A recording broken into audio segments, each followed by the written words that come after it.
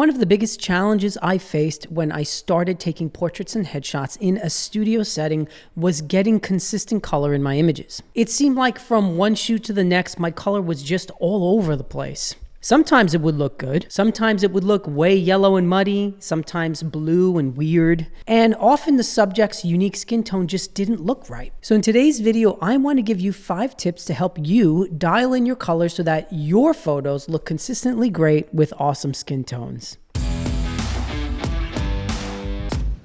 What's up everyone, Pete Coco here. I am a portrait photographer based in New York, and I am so glad that you joined me today. Before we begin, don't forget to hit that like button and subscribe to the channel, and make sure that you download my free PDF for more portrait tips and visit my sponsors, which will all be linked below in the description for some special discounts. When I first started taking studio style portraits, I was working out of the lobby or the office of my music school. The lobby had 3 huge windows and a lot of natural light. The office had 1 small window and mostly fluorescent lights. I also traveled with my little mobile studio and worked out of different rooms, some with horrible fluorescent lighting, some were basements, and other less than ideal locations. I learned a huge lesson when I was shooting at a school on a seamless paper backdrop. For some reason, the gray background had an awful yellow cast to it, and I had no idea at the time why, but the reason was simple. I was shooting under warm fluorescent lights, which I had left on, and the effect was a terrible color cast over my entire image. So the first reason your color might be off is that you are letting ambient light contaminate your portraits. Now, there are a couple of easy fixes for this. The simplest way to eliminate the ambient light is just to shut off the lights in the room you're using. I do this often, and sometimes I include a V-flat or 2 for increased light control. If you shoot with continuous lights, like I do mostly, you can do this even in a room that has no windows, because the continuous lights themselves will provide enough light to work with. And as an added bonus, you'll get a better idea of what the final image will look like when the ambient light is eliminated. Now, if you're working with using flash, however, this is obviously not an option, especially if you're in a windowless room, because you can't take portraits in the complete dark.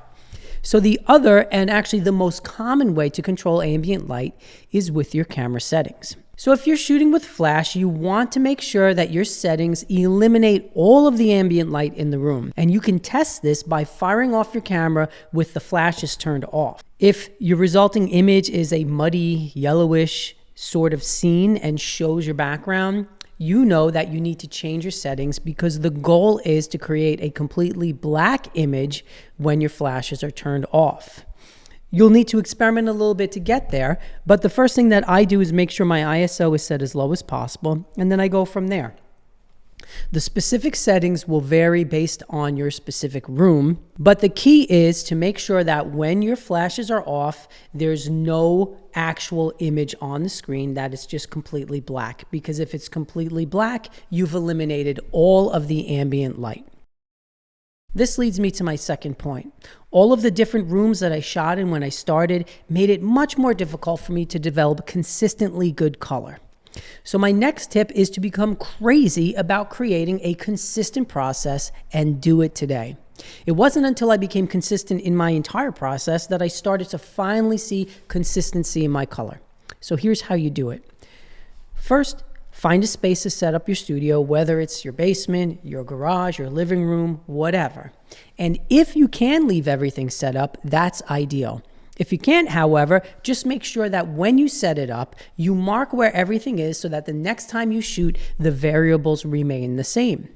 Not only should your lights and your camera placement be consistent, but also your camera settings need to be consistent. Now, when I say everything should be consistent, I mean everything. If you're a beginner, find a lighting that you like and stick to it for every single shoot until your color is great. Whether it's clamshell lighting, triangle lighting like Peter Hurley uses, or some other kind of lighting, just pick one and stick to it until you're really good at it. If you're constantly changing your light setup from one shoot to the next, it's going to take a lot longer to become consistent with everything, and especially color. Sticking to one lighting for a while might seem boring or counterintuitive, but in reality, it will make incorporating other lighting methods much easier in the long run. Personally, I shot with a triangle style light for over a year before I even attempted anything else, and when I did, it was actually much easier to try other methods because I had ironed out all of my basics with that one setup. Here are some other things I do consistently in my studio: ISO, shutter speed, aperture, white balance, picture style, focal length, distance of subject from lights, distance of background from subject, distance of camera from subject. I can go on and on, but I hope you get the idea. For each headshot session I do, I start with the exact same things and the exact same setup. And then it's just a matter of making small tweaks from there to address the subject's unique skin tone and clothing. This is so much easier than tackling each session from the ground up without having any idea of where your settings should be and just doing it on the fly, which is the way I did it at first. And this will improve your color 100% in a very short amount of time. Number 3, lock in your white balance. When I started taking portraits and headshots, the idea of white balance frightened me for some reason, so I just left it on auto all the time. And this is a surefire way to guarantee you'll never get consistent color. One of the challenges of finding the right white balance is that every brand of strobe or continuous light that you might use is set to a different color temperature.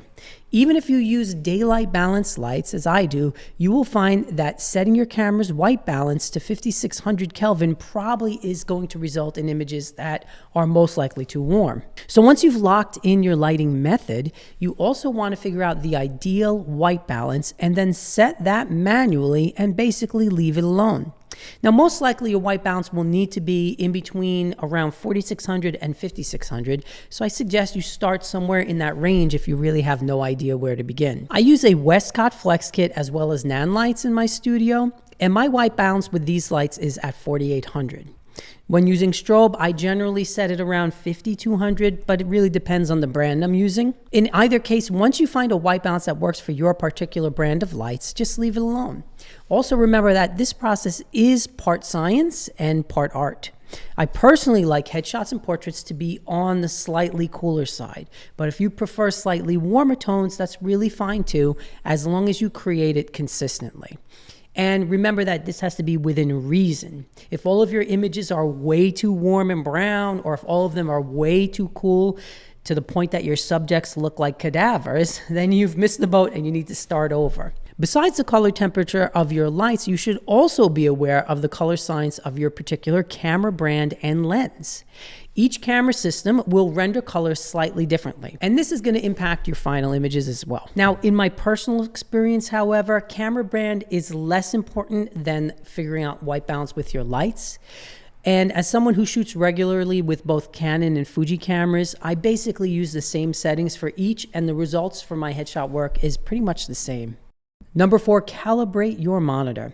Getting a calibration tool for your monitor is an inexpensive way to help you lock in your color, and I'll link what I use below.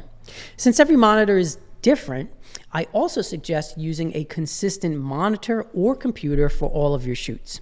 If you go from one screen to another all the time, you're again making it harder to find and lock in good color. And especially if you're working with an uncalibrated monitor, it's going to be almost impossible to do.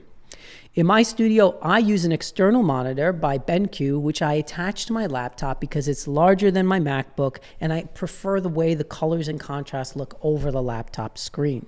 Number 5, learn what good color looks like. When I first started, I thought my images looked good, but often the skin tones were way too oversaturated. And this is probably the most common mistake beginners will make. But how do you learn good color from bad color in the first place? Well, one of the best ways in my opinion, is by studying the work of a photographer who has their color nailed down. Now, I learned from Peter Hurley, so I spent a lot of time studying his headshots in order to get an idea of what good color looks like in an image. Another way to learn good color is by closely examining the white areas in your own images, like a white shirt collar, for instance. A white collar should appear white and not have a blue or a yellow cast to it. If it does, you're going to know right away that your color needs to be adjusted. Finally, I would avoid trying to create a specific color look early on in your career and just go for simple, photorealistic color. Now, I create color graded portraits in my studio, and in these images, the color is intentionally altered to create a cooler or a warmer look. But for those of you who are brand new to portrait photography, your goal should be to create realistic colors consistently before you start to apply filters and LUTs. This is especially true if you're doing a ton of corporate headshots and even commercial headshots for actors. Remember that these images are really a business card or a resume more than they are a creative pursuit. So the subjects should look like they do in real life and not like there's a Lightroom filter applied to them. Well, that's all I have for you today. I hope that you enjoyed this quick video and that you learned something from it. As always, drop me a comment below and let me know your thoughts on the subject of color in headshots. Don't forget to hit that like button and make sure you subscribe to my channel, as each sub really does help me to continue creating educational and fun photography content. Here's wishing you an amazing day. Go out and take some awesome pictures, everyone, and I'll see you the next time. Peace.